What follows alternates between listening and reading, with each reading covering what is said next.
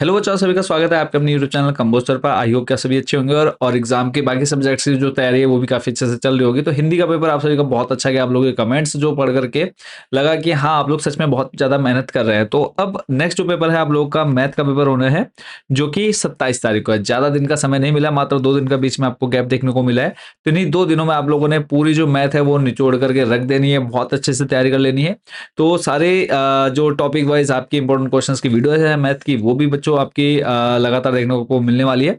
तो series start कर रहे हैं मैथ्स की। सबसे पहले हम कवर करने वाले हैं मल्टीपल चॉइस क्वेश्चन आंसर्स, यानी जो निश्चित उत्तर प्रश्न आपके एग्जाम में पूछे जाएंगे सेम टू सेम, वो हम यहाँ पर कवर करेंगे। उसके बाद जो है नेक्स्ट हम देखेंगे, उसके बाद एमसीक्यूज के बाद आएंगे very short question answers, definitive question answers, short and long question, सारे टॉपिक वाइज हम जो है कवर करने वाले हैं।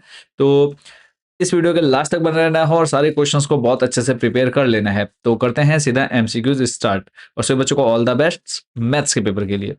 तो सबसे पहला क्वेश्चन बच्चों आपके देखो, वैकल्पिक प्रश्न में इसी टाइप के पूछे जाते हैं कि निम्न में अपरिमेय संख्या कौन सी है। देखो, अपरिमेय संख्या आपको पता है कि जिसमें अगर रूट लगा है, तो अब यहाँ पर अगर हम देखें इसी क्वेश्चन में फर्स्ट नंबर में 3 जगह आपको रूट देखने को मिल रहा है। बट आपको ये चीज ध्यान रखनी चाहिए कि अगर उसका स्क्वायर रूट हो जा रहा है, स्क्वायर रूट यानी जैसे रूट 4 है, रूट 4 को हम 2 लिख सकते हैं, रूट 16 है उसको हम 4 लिख सकते हैं। अगर ऐसा हो जा रहा है तब तो वो क्या हो जाएगी, परिमेय संख्या हो जाएगी।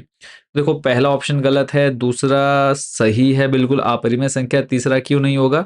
तो रूट 4 के अंदर 2 है, इसको हम बाहर निकालेंगे 2 बनेगा, परिमेय संख्या बनेगी। 8 और 2 की गुणा कराएंगे, रूट रूट की 16 बन जाएगा, 4 आंसर हो जाएगा। तो इसलिए सेकंड नंबर जो है इसका सही हो जाएगा। ज़्यादा सॉल्यूशन डिटेल में नहीं जाएंगे क्योंकि आपकी एनसीईआरटी बुक पहले हम पूरा सॉल्व करा चुके हैं। यहाँ पे सीधा हम आंसर की और क्वेश्चन की बात करेंगे। जो जो इंपॉर्टेंट है सिर्फ वही यहाँ पे हम कवर करने वाले हैं।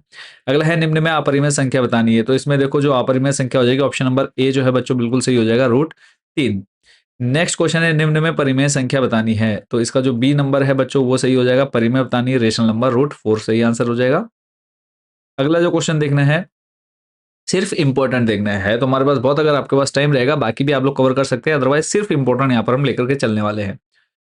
ये क्वेश्चन हर साल आपके एग्जाम में पूछा जाता है बच्चों, यदि 72 और 234 का एचसीएफ 18 है तो एलसीएम ज्ञात कीजिए। तो देखो आपको फॉर्मूला याद है, दोनों संख्याओं का गुणनफल equal to HCF into LCM. तो यहाँ पे 72 गुणा 234 और इधर एचसीएफ गुणा एलसीएम में मान रखा हमने।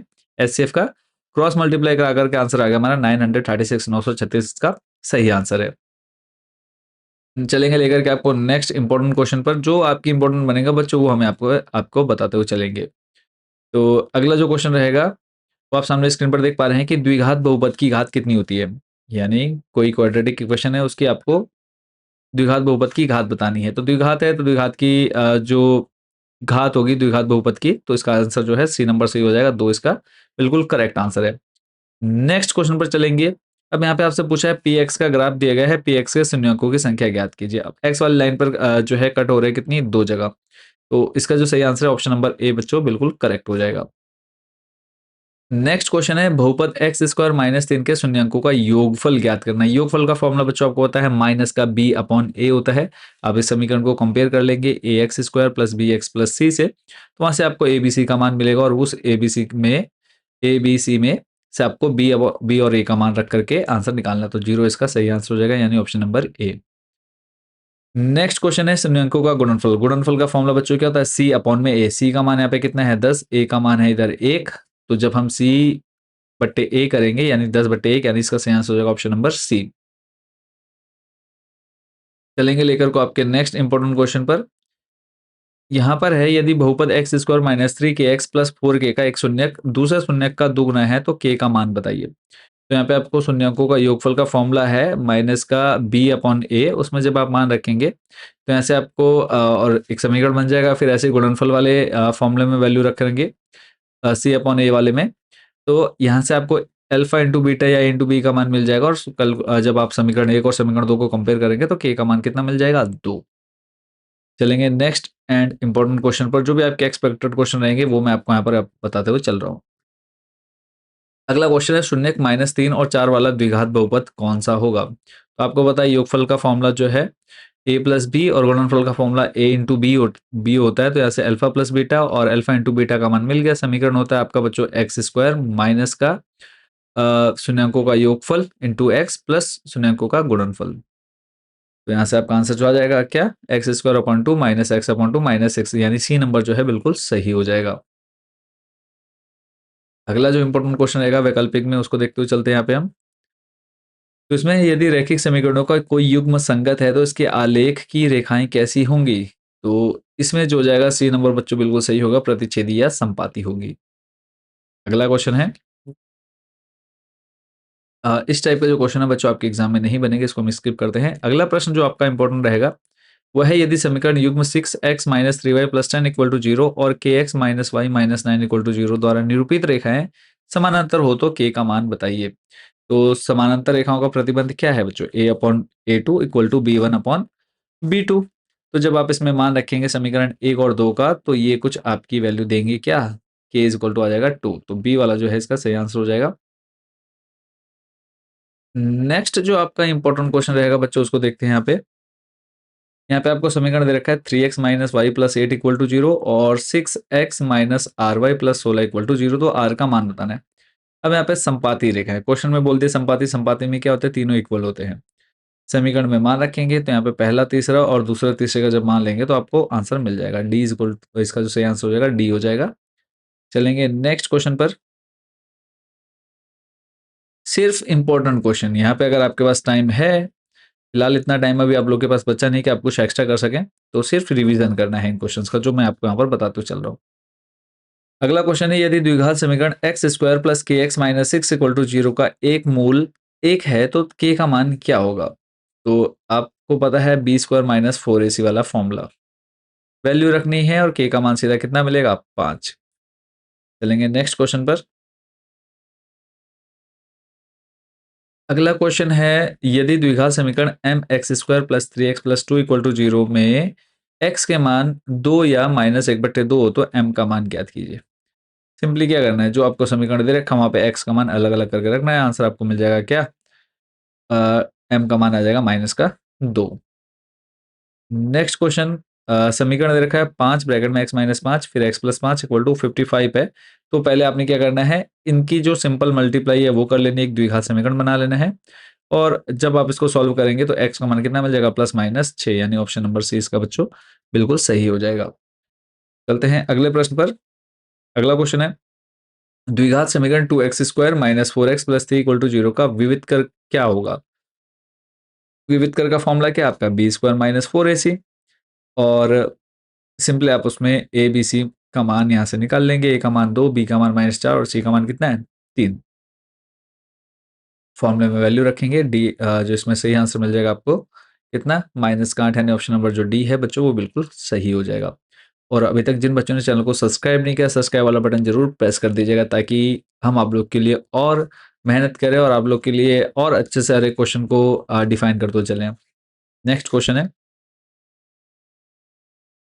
अगला जो आपको देखना है, इसमें है, यदि किसी समांतर श्रेणी का nवां पद 3n प्लस वन है तो इसका आठवां पद क्या होगा?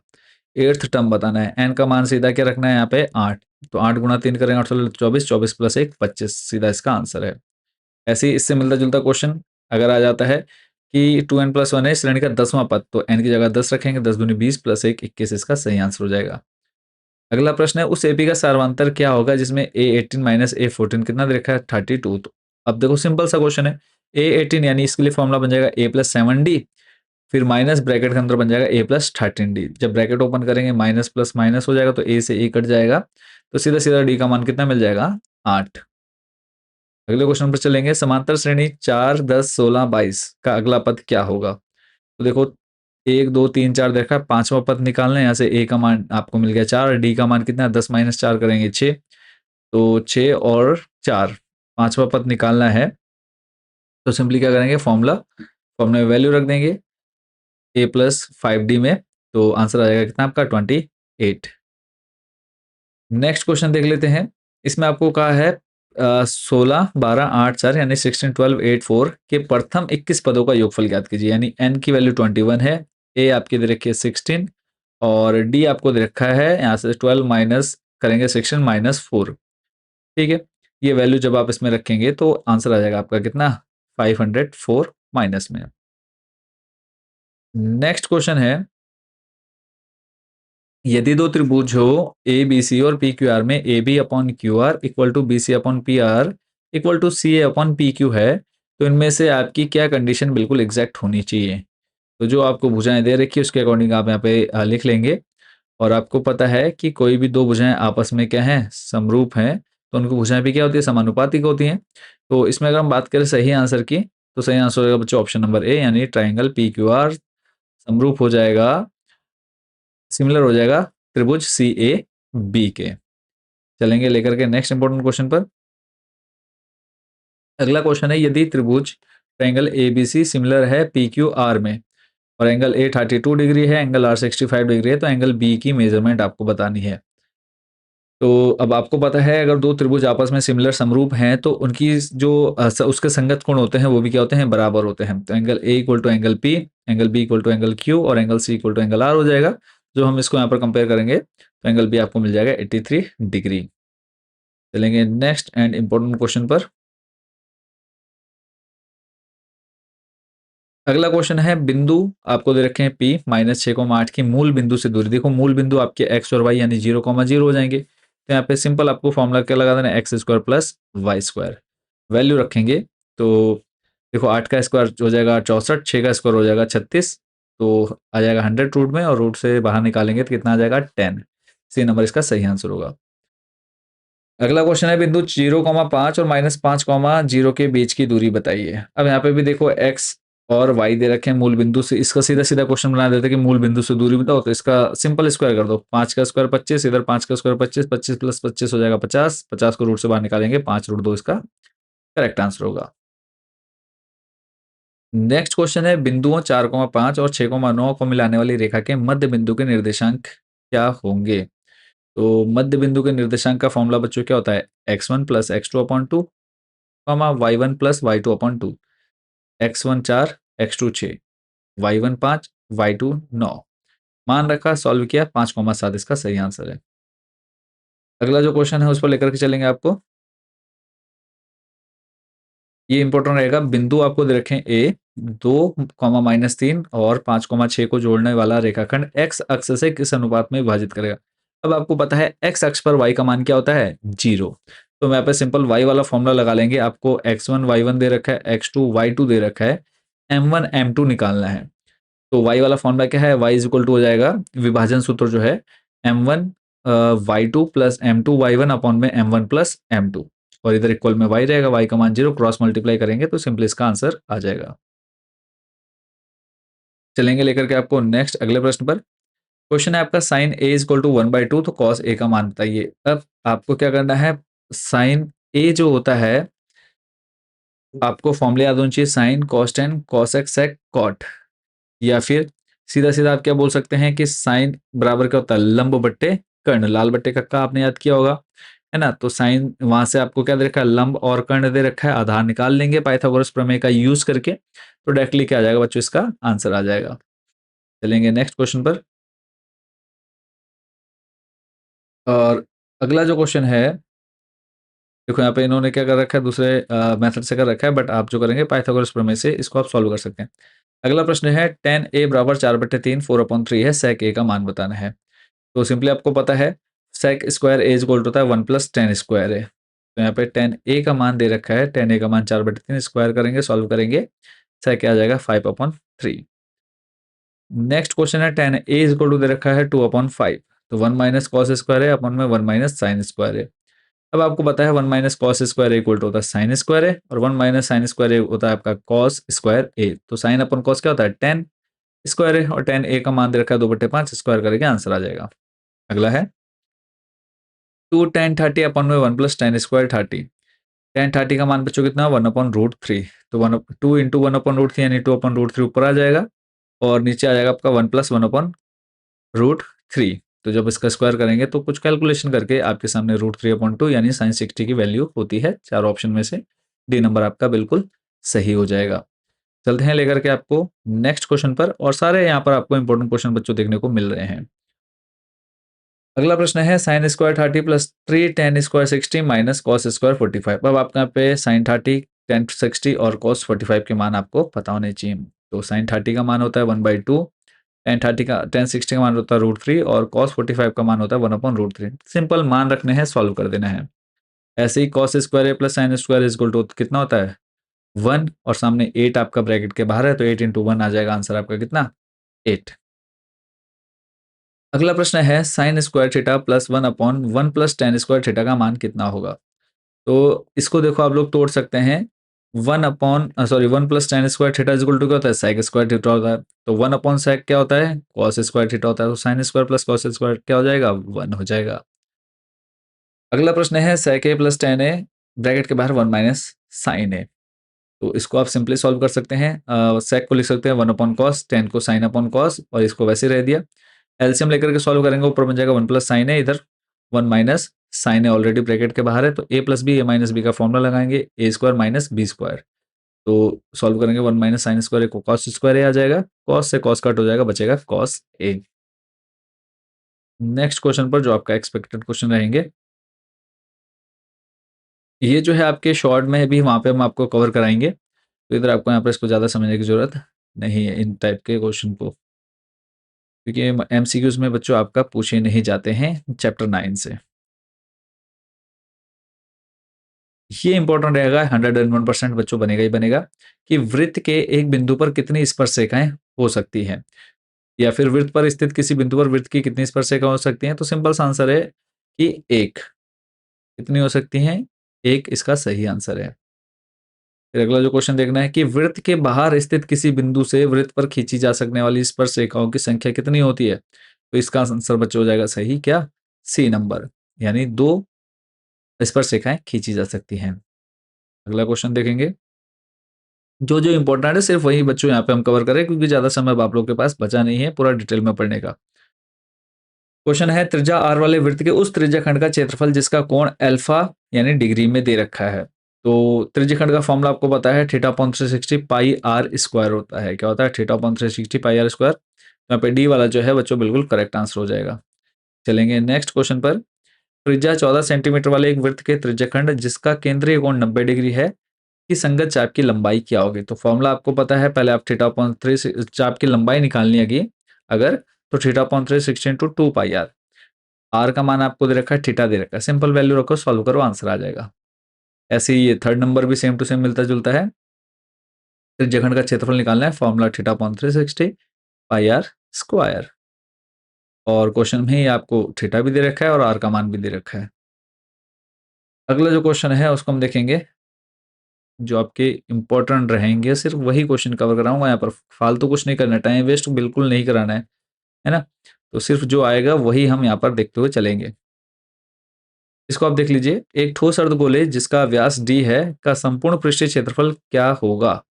तो देखो संपूर्ण पृष्ठीय क्षेत्रफल का फॉर्मूला आपके लिए बच्चों क्या बनेगा, ये बन जाएगा 2 pi are square plus pi are square यानी 3 पाई आर स्क्वायर, और आर का मान जो है d/2 है। क्यों, क्योंकि यहाँ पे जो व्यास है डी दे रखा है, त्रिज्या निकालेंगे तो त्रिज्या क्या हो जाएगी, व्यास की आधी, तो d/2 सॉल्व करेंगे 3/4 पाई डी स्क्वायर। नेक्स्ट देखते हैं, अगले जो क्वेश्चन देख रहे हैं कि 14 सेंटीमीटर ऊंचाई के एक लंबवृत्तीय बेलन का वक्र पृष्ठीय क्षेत्रफल 88 सेंटीमीटर स्क्वायर है। इस बेलन के वृत्तीय आधार का व्यास क्या होगा। तो फॉर्मूला आपको पता है क्या होता है, 2 पाई आर एच, और क्षेत्रफल दे रखा है 88, आर का मान निकालना है, एच दे रखा है 14। तो सिंपल क्या करना है, जो भी आर के साथ है मल्टीप्लाई या डिवाइड में शिफ्ट कर देंगे दूसरी साइड, और सॉल्व करने पे कितना मिलेगा आंसर आपको 1। त्रिज्या 1 मिल गई, तो व्यास हमसे पूछा था, तो व्यास क्या हो जाएगा 2 सेंटीमीटर। नेक्स्ट जो क्वेश्चन बच्चों आपका इसमें बनेगा, थर्ड वाला देखेंगे। कुछ संख्याएं दे रखी है और इसमें आपको बहुलक पूछा, बहुलक यानी जो सबसे ज्यादा बार आया हो। तो सबसे ज्यादा बार क्या है, 7 आ रखा है, सीधे सीधा आंसर बहुलक कितना हो जाएगा 7। अगला प्रश्न है, आंकड़ों की जो माध्यिका होगी वो आपको बतानी। तो माध्यिका निकालने के लिए क्या करना है, आरोही क्रम में लगा देना, और जो भी संख्या बीच में होगी, अगर विषम संख्याएं आ रही हैं, जैसे मान लो 9 है, तो 4 आप इधर छोड़ेंगे, 4 आप इधर छोड़ेंगे, लेफ्ट राइट में बीच में जो संख्या होगी वो आपका आंसर हो जाएगा। बट अगर सम संख्या आ जाती है, तो सम संख्या आने पर आपको क्या करना है, सिंपल दोनों को जोड़ना है। जैसे 5 और 7 देखो बीच में आ गई ना, तो 5 और 7 दोनों को जोड़ा, बट्टे 2 किया, 12/2 यानी इसका आंसर कितना हो जाएगा 6। और ये है 100% क्वेश्चन जो आपके एग्जाम में आता है, आएगा और आता रहेगा कि माध्यक और बहुलक आपको दे रखा है 25 और 21, माध्य निकालना है। तो सबसे पहले क्या करना है, ये जो फॉर्मूला आप देख रहे हैं बच्चों सामने, बहुलक बराबर 3 गुणा माध्यक माइनस 2 गुणा माध्य। अब आपको क्या दे रखा है, माध्यक भी दे रखा है और बहुलक भी दे रखा है। तो 3 गुणा यहाँ आपने रख देना है 25, और बहुलक का जो मान दे रखा है, कितना दे रखा है, बहुलक आपको दे रखा है 21। मान रखना है, सॉल्व करना है, माध्य आपका डायरेक्टली निकल करके आ जाएगा। नेक्स्ट क्वेश्चन प्रायिकता वाले चैप्टर से। ये क्वेश्चन बच्चों हर साल आपके एग्जाम में आता है। असंभव घटना की प्रायिकता जो कभी घट नहीं सकती, तो यानी 0 हो जाएगी। तो सही आंसर हो जाएगा ऑप्शन नंबर ए। अगला है, किस घटना की प्रायिकता नहीं हो सकती, यानी इनमें से कौन सी संख्या जो नहीं हो सकती। तो आपको पता है प्रायिकता हमेशा 0 और 1 के बराबर और उसके बीच होती है। 0 से बराबर और 0 से बड़ी, और 1 से छोटी और 1 के बराबर। तो नेगेटिव तो कभी हो ही नहीं सकती, ऋणात्मक नहीं होती, तो सी इसका सही आंसर हो जाएगा। अगला है, निम्नलिखित में से कौन सी संख्या किसी घटना की प्रायिकता नहीं हो सकती। तो जब आप इसको सॉल्व करेंगे तो आपका ये देखना है कि ऐसे कोई संख्या जब सॉल्व करने पे कि 0 से छोटी या फिर 1 से बड़ी आ रही है, तो वो उसका आंसर नहीं होगा। तो जब आप किसको, सी वाले को सॉल्व करेंगे, पॉइंट देखो 1/0.5 है, पॉइंट हटाओगे 0 बढ़ेगा। 10/5 सॉल्व करेंगे 2 आएगा, तो 2 कभी भी प्रायिकता नहीं हो सकती। अगला क्वेश्चन है, यदि किसी घटना की प्रायिकता P है तो इसकी पूरक घटना की प्रायिकता क्या होगी। तो पूरक देखो हमेशा आपको पता है होने या ना होने की निकालनी है, एक में से माइनस करेंगे। दे रखी है घटना की प्रायिकता, तो 1 माइनस पी करके हम ना होने की निकाल सकते हैं। अगला है, 52 ताश की मतलब 52 पत्तों की एक गड्डी में से एक ताश का पत्ता निकाला जाता है। इसके लाल रंग का मुख्य कार्ड होने वाला है, यानी तस्वीर वाला पत्ता होने की प्रायिकता क्या होगी। तो अब आपको पता है तस्वीर वाले पत्ते कितने होते हैं टोटल, लाल रंग वाले 12। ठीक है, तो सॉरी 12 कह रहा हूँ, 6 होते हैं। तो यहाँ पे जो फॉर्मूले में वैल्यू रखेंगे, अनुकूल परिणाम 6 बट्टे कुल पत्ते 52, तो 3/26 इसका सही आंसर हो जाएगा। ऐसे अगला है, एक पासे को एक बार फेंका जाता है, एक सम संख्या प्राप्त होने की प्रायिकता क्या होगी। सम संख्या पासे पर 6 अंक होते हैं, 1 से लेकर के 6 तक। सम संख्या कौन कौन सी हो जाएगी, 2, 4 और 6। अनुकूल परिणाम बट्टे कुल संभावित परिणाम, यानी 1/2 इसका सही आंसर होगा। अगला है, एक पासे को एक बार फेंका जाता है, इसमें एक विषम संख्या भी सेम हो जाएगा बच्चों, कितना, 1/2। फिर नेक्स्ट क्वेश्चन पर चलेंगे और ऑलमोस्ट जो है हमारे एमसीक्यूज खत्म होने वाले हैं। तो नेक्स्ट जो हम इसके बाद कवर करेंगे वो करेंगे हम कौन से क्वेश्चन, डेफिनेट निश्चित उत्तरीय प्रश्न। ठीक है, यहाँ पे आपके एमसीक्यूज जो हैं ऑलमोस्ट ऑलमोस्ट के सारे खत्म ही हो गए हैं जितने इंपॉर्टेंट थे।